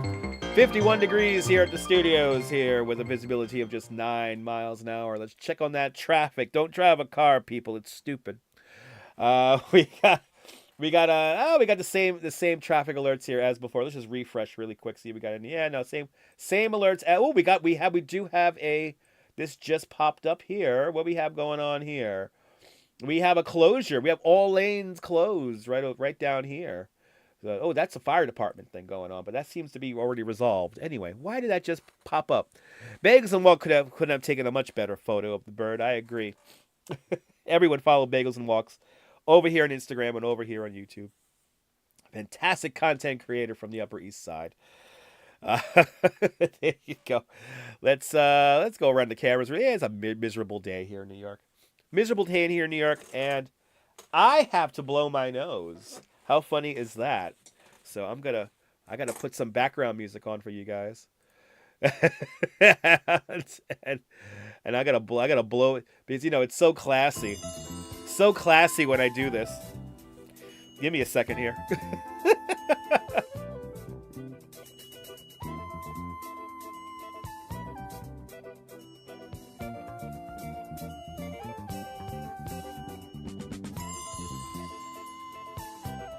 Yay! Make sure I have no snots in my nose. All right. It's all live. It's all in on the inside, everyone. Welcome on into the show. 70 people watching. I appreciate you guys. 119 likes. Holy shit. Did we stumble on something? I think I might have stumbled on something here. It's a dreary day here in New York City. Around 50 degrees, 52 degrees here. It sucks. That's why I'm inside, hanging out with all of you guys, reading all the weird stories from the Associated Press and United Press International. Hope everyone's having a great day. If you haven't said hello already, tell me where you're watching from. Let me give you a shout out. You guys are a lot of fun, and I'm glad you guys enjoy this. As I look for another story, let me try to... We have so many lottery stories and all these animal stories, man. All these animal stories. All these animal stories. We have so many animal and lottery stories. But just like that, another half hour coming into the books. Last half hour of the show, so tell me what's going on in your neighborhood. Maybe we'll look it up. If it's happy, we don't want no sad news. We don't want no sadness. Did I ever watch Drake and Josh? I'm too old to watch Drake and Josh. My nephew did not like Drake and Josh. My nephew was all about, what's the name of that show? Victorious. He liked Victorious. Yeah, I know. When it rains, I know. I appreciate that, Jim. I appreciate that. Rebel Radio News time now is 4:30. It's half past the hour, everybody. Oh, why is it doing that? Why are you doing that, background music? My background music has a mind of its own today. Anyway, good to see everybody, people. Good to see everybody. What we have here? Oh, we have another feel-good story here, people. A moose gives birth on the grass outside of an Alaska hospital. This moose here gave birth. Oh, we have video, people. We have video of mooses giving birth. This might be graphic. I don't know. This might be graphic.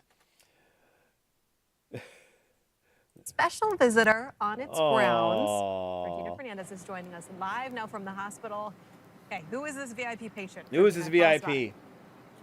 Well, Beth, you know, hospitals are a normal place. We might be seeing babies being born. We don't often see them being born right outside of the hospital walls. But take a look right behind me. That's exactly where one mama moose decided to have a more human birthing experience today.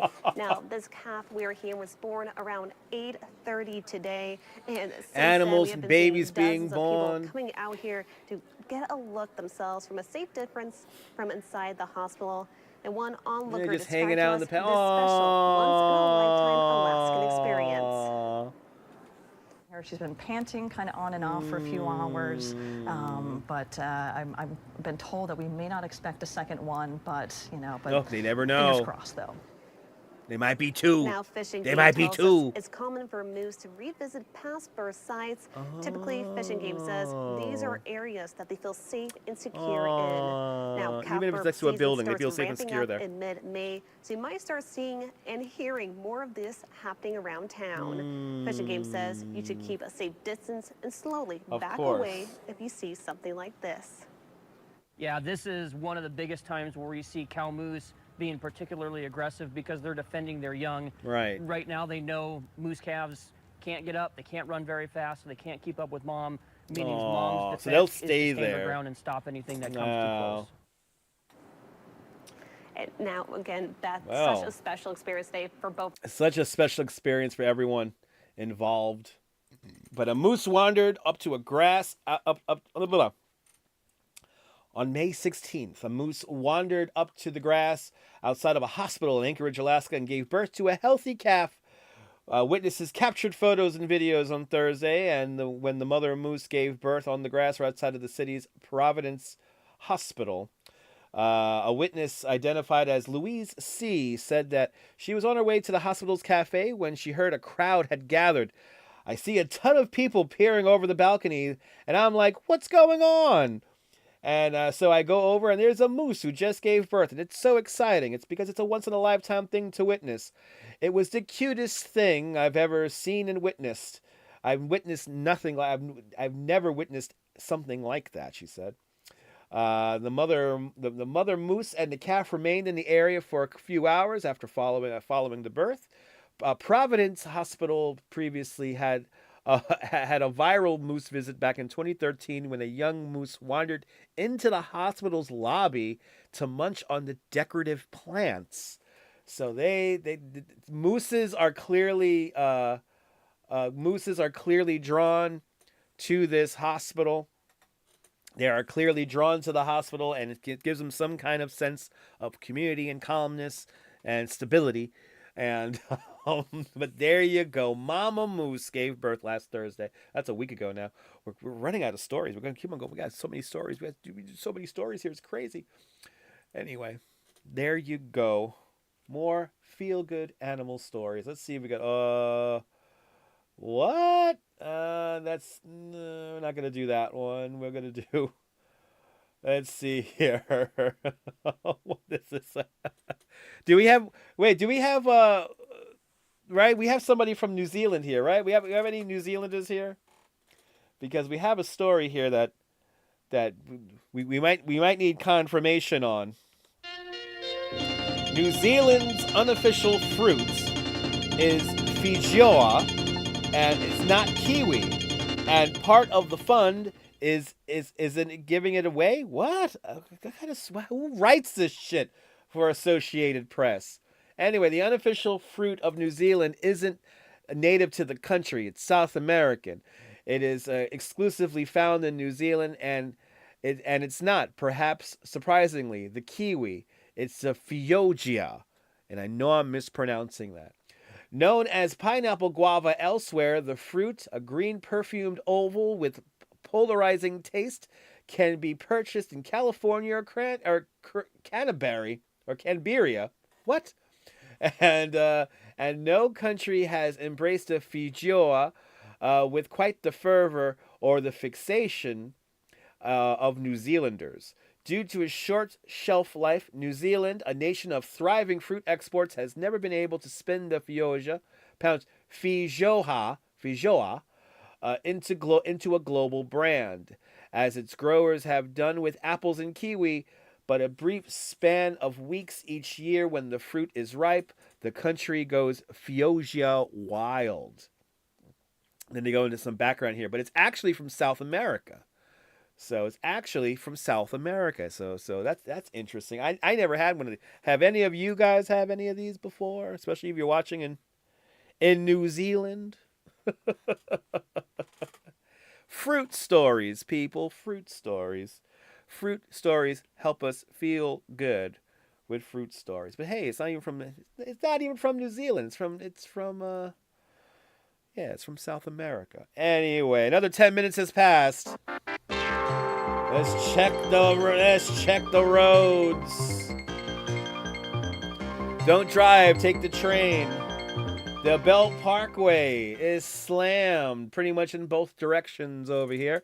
And then the Verrazano Bridge going out towards Staten Island Way is jammed. Well, the whole Staten Island Expressway is jammed, right, basically. So take the train or the buses that don't exist out there. It might help you get around a little bit easier on this rainy day here in New York City, right? Never seen that one, right?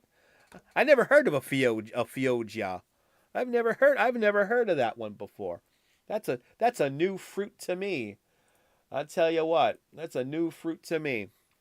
Look at this rainy ass day here. It's so not fun being outside.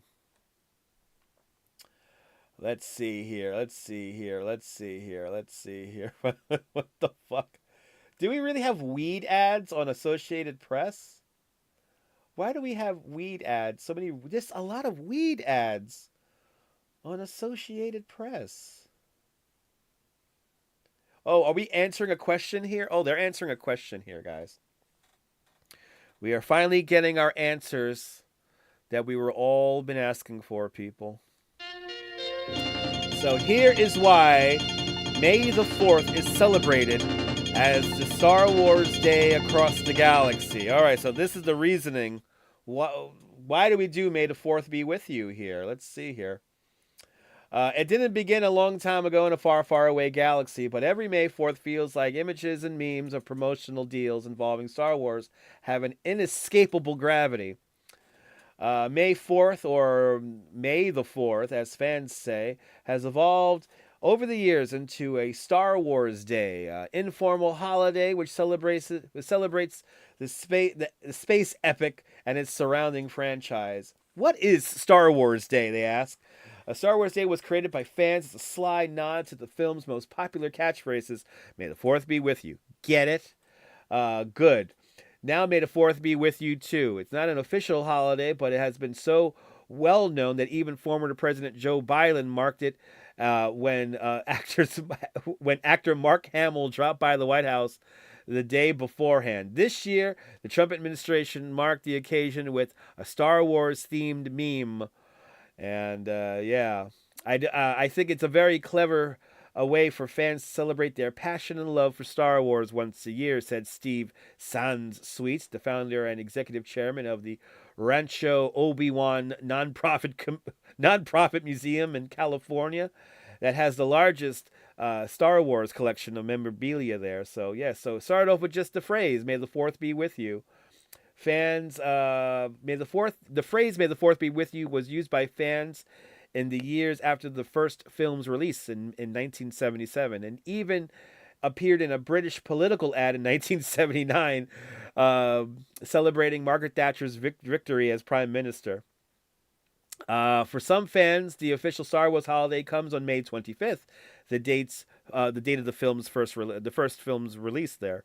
The Los Angeles City Council even declared the date to be Star Wars Day in 2007, although California legislate voted in 2019 that to designate May 4th as Star Wars Day. So there you go. Then it spread across the world.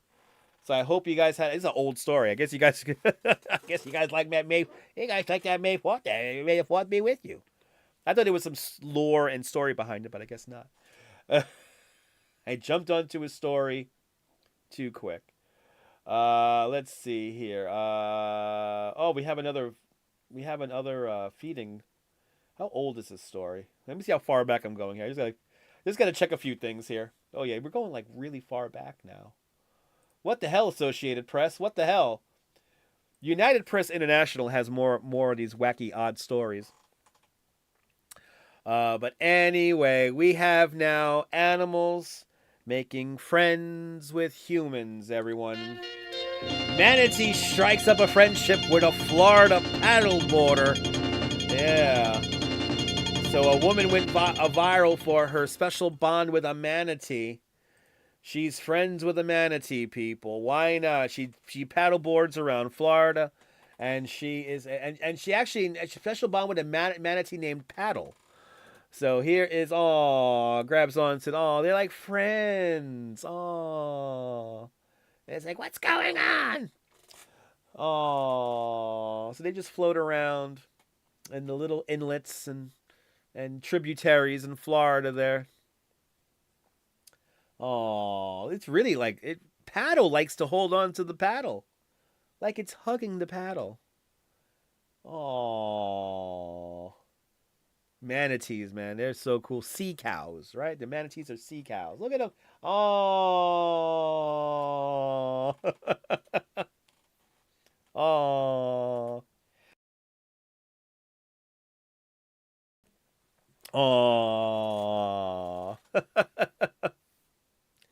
Well, she has a special bond with a manatee named Paddle. A Florida woman's unusual relationship or friendship with a manatee repeatedly approached her on her paddleboard has gone viral as she posted a bunch of videos over there on TikTok. Kendra K, 31, says that she goes paddleboarding amongst manatees at the E.G. Simmons Regional Park every week. Kay has posted multiple videos to her TikTok showing one manatee, which she has named Paddle, visiting her on the water. One video shows Paddle clinging to Kay's board and poking its face out of the water to look at the human. Kay said that it seems like Paddle recognizes her whenever she comes out onto the water, or as she says, or perhaps it's just an intimate connection we share through our frequent meetings. Her gentle gaze convincing her that she remembers their bond. Kay includes a disclaimer on each of her videos that she says that explaining, like, you don't want to intentionally approach or touch a manatee as it's illegal to do so in the great state of Florida. But that's nice. Aww. Let's fire that up again. Look at that. Aww. Manatees are cool. They're these big lumbering creatures that just kind of float around. It's a beautiful thing. That is a beautiful thing. Aww. Just hanging out. Not gonna lie. I want to do that. Not gonna lie. That looks kind of cute and comforting and relaxing and fun. Just not gonna lie. That looks kind of amazing. Well, we could all be animals. Hearts for the manatee. Hearts for the manatee. Hearts for the manatee, indeed. Let's go. Let's go around, though. We're doing traffic. Let's do weather first. Rain coming into the city, and rain is here in the city. It's getting a little bit heavier. 51 degrees Fahrenheit with the wind gust of 21 miles an hour. Visibility is dropping, though. Visibility is dropping, and let's go check these traffics here. Courtesy of 511, by the way, 511. Get your traffic alerts at 511. But yeah, okay, still got the same. Wow, the Long Island Expressway here is slammed right here as we come through Flushing Meadows here. That is not a fun drive this afternoon. And it looks like, as always, the BQE right there in Greenpoint going into Williamsburg looks slammed, as it always does. So if you can, do me a favor and take the train. 45 minutes past the hour, everyone. 45 minutes past the hour. The final 15 minutes of the show is now upon us. But okay. Here, we have an adult story, people. Adult story, people. Registration open for a clothing optional 5K race in South Carolina. So, hey, you want to run naked for 5K? You can in South Carolina. South Carolina Resort said that it has already a record 161 people signed up for its annual a 5K race with an unusual twist. Clothing is optional.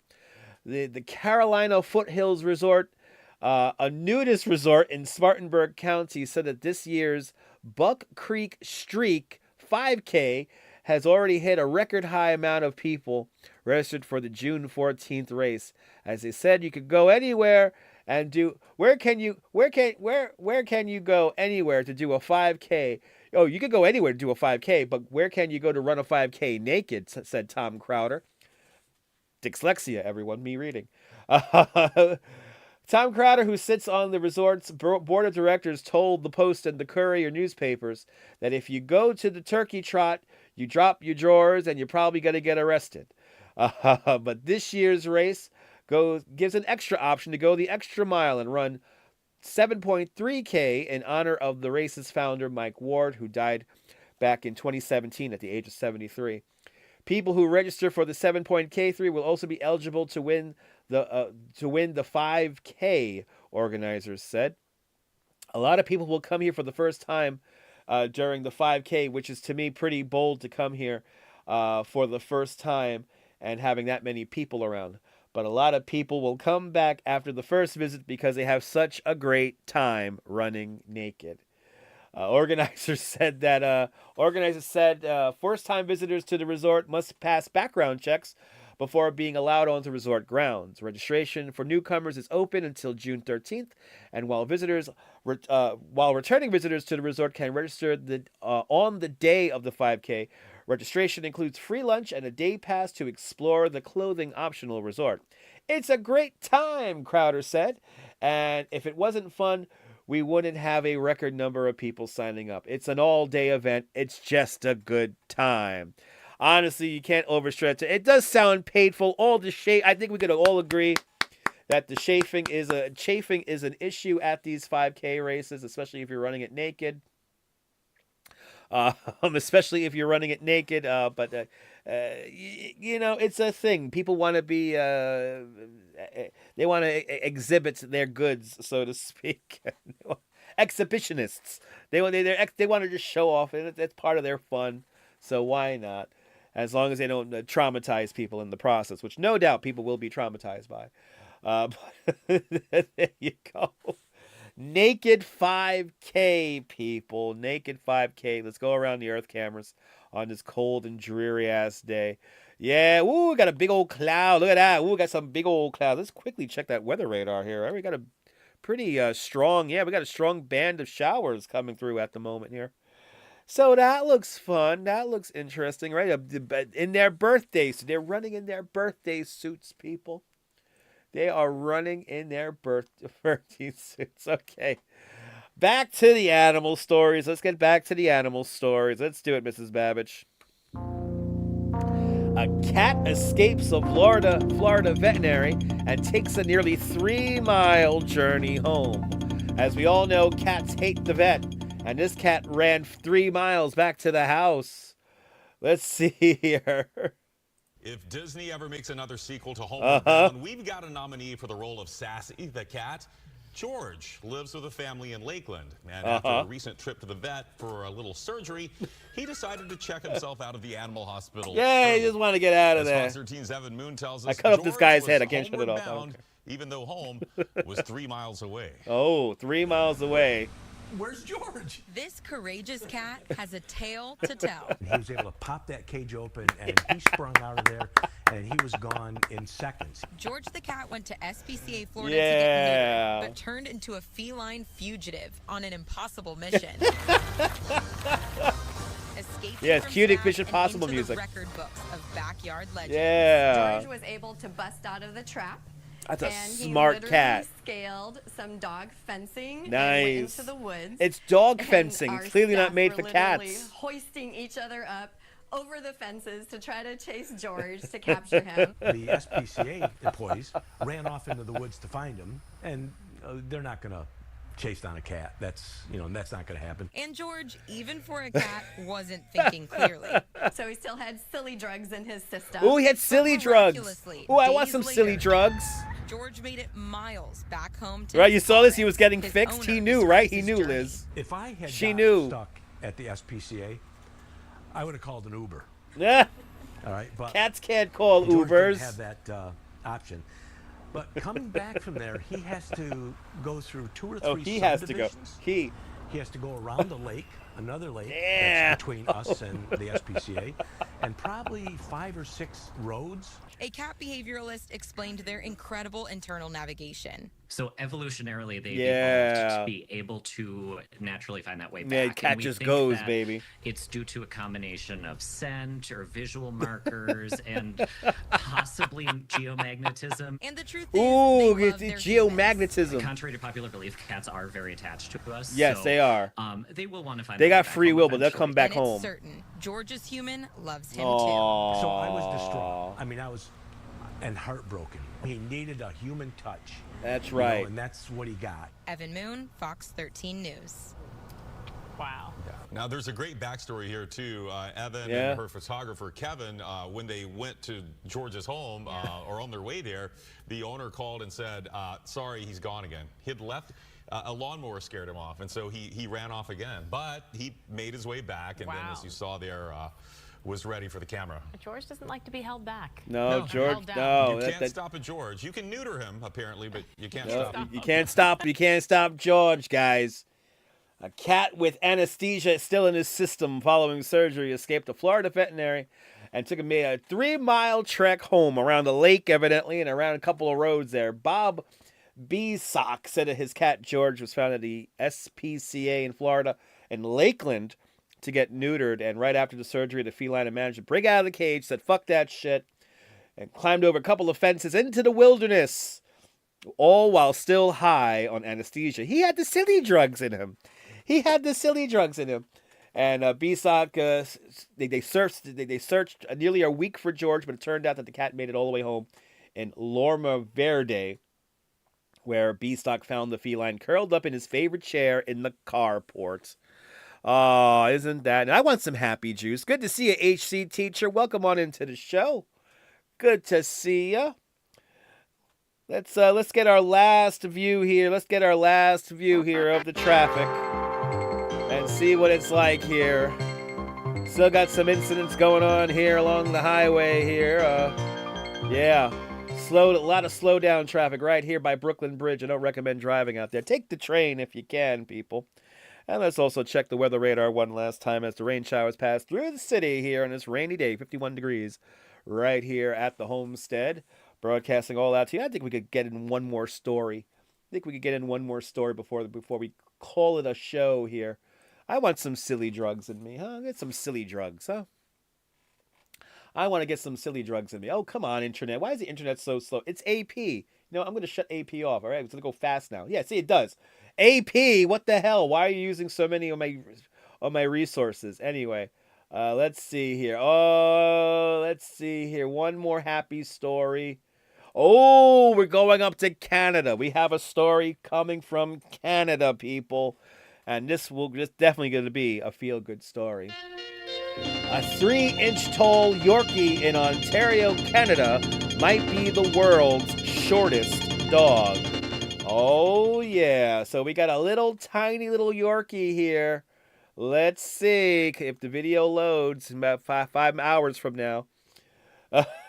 Might be the world's smallest Yorkie. A Loretto dog owner says good things come in small packages. Yes, indeed. And her dog Lulu might soon be Little Lulu here. Let's see little... Oh, I want this. I would... Oh, what would I give for a little tiny little thing? Like 3 inches. If you squint, you can see her there. Oh, This is Lulu, she's a tiny so 3-inch tall cute. Yorkie that Look how weighs big under the 1 phone is pound. next to her. She's a little shorter and Wow. much lighter than the current Guinness World Records holder in the smallest dog category. Oh, she can even do Lulu it. She is uses the 4 phone. months old and must wait until she's at least a year before being considered for the record. Her owner says Lulu's happy, playful, and a little feisty. How saucy. Little saucy little thing. She is probably the sauciest dog I've ever had. So for being so little, when she had her first bath, she swatted at me and bit me. And she was like, I don't like this. And she was letting me know. And she has the tiniest little teeth. Oh, my precious God. And little it's like, okay. thing. We're told that little Lulu will probably soon have her own Instagram page, so all of her Ooh, she got her own Instagram page? Sauciness. I want to follow the sauciness. That's Canadian sauciness there. Yeah, lot of energy, little spunk. Oh, that's a beautiful thing. She's probably the sauciest dog I've ever had, she said. But currently, the world's shortest dog is a Chihuahua named Pearl that stands at 3.59 inches. Pasiero said that Lulu is shorter, only 3 inches tall, but the Yorkie is only 4 months old. Guinness World Book Records won't accept the official measurements until she's at least a year old. Wow, what a little cutie. I would not be able to say no to a dog like that, KK13. I would not. Good to see you, Ali. Welcome. The smallest dog out of Ontario, Canada. Hopefully. Gotta give it a few more months. But that is a nice, feel-good story if I ever saw one. But I'm a big fan of the Chihuahuas. So, but Yorkies are cool too. Yorkies are cool too. A little spunky little girl there. Hopefully she will retain her record as the world's smallest, or attain the record of world's smallest dog. Wow. I could only be so lucky to have a dog like that in my life. I am. I love little tiny dogs. They're amazing. But just like that, 2 hours of your life gone forever. I gotta thank Wolf there, Wolf Anos with the big $10 super chat. Much appreciated. All 126 of you guys hitting that thumbs up. Oh my God. That was amazing. But I hope you guys enjoyed our little peruse around the internet. Finding wacky internet stories for all of you guys. Thank you so much for joining me on this rainy day. It was a lot of fun. This is the best kind of way to waste time. I'm glad you guys enjoyed it. Have I ever seen canine dogs? Yes, I have. And they are aggressive as hell. I've seen a dog tackle a person once. It was kind of cool. But Kaz, everybody, have a great afternoon. And yeah, what more can I say? That if you think you're living in the internet or not, do you feel like you're living in the simulation? Because if you are, have yourself a great day living in a simulation. Hug your loved ones. Cherish those beautiful moments. And don't forget to have your pets spayed and neutered. And good night, Mrs. Calabash, wherever you are. Thank you so much for joining me for this week on the internet. Let's do it, Mrs. Babbage, please. There it is. Thank you so much for joining me for this week on the internet. This week on the internet was brought to you by Schaefer Beer. For people who like having fun, for people who like having more than one. Schaefer is the one beer to have when you're having more than one. Ice cold 7-Up. 7-Up your thirst away with 7-Up because 7-Up is all action. Parks Famous Flavor delicious sausages. Summon the demon sausage baby today and grab some Parks Famous Flavor sausages today. The Vitajex pill. The Vitajex. So what you doing to me pill. And of course, BabiesOvernight.com. Your new bundle of joy in a box overnight. BabiesOvernight.com. Bringing you this incredible episode of This Week on the Internet. Thank you so much for hanging on out, guys. And I will see you guys hopefully tomorrow on the next one. Take care and bye-bye. Bye, guys.